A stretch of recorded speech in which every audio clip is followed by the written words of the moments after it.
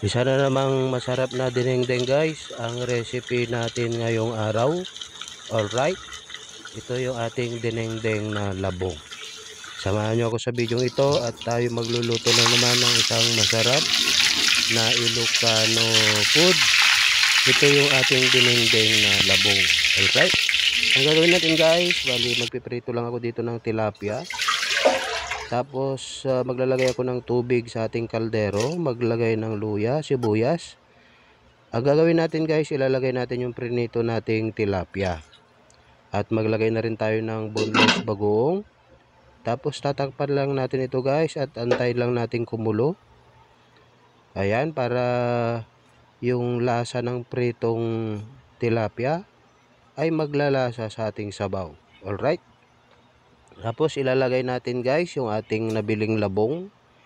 Bali itong labong guys, nabili ko, napakuluan na ito. So hindi na natin kailangang ipakulo para mawala yung kanyang pakla. Alright. Okay, takpan lang din natin. Sa mga hindi pa nag-subscribe dyan guys, pa-subscribe po yung ating channel. And don't forget to click the notification bell para lagi kayong updated sa mga bagong upload nating mga video. Alright. Bali, tinanggal ko lang dito yung tilapia guys. Tapos nilagay ko yung ating gulay na sigarilyas. Tapos pwede na rin natin ilagay yung ating dahon ng saluyot. Alright. Ayan guys, haluin lang natin ito. Ayan, sadyang masarap tong recipe natin ngayong araw guys. Ito yung pinagmamalaki ng mga Ilocano na dinengdeng na labong. Ayan, bali tinimpla na natin ito guys ng asin saka seasoning powder.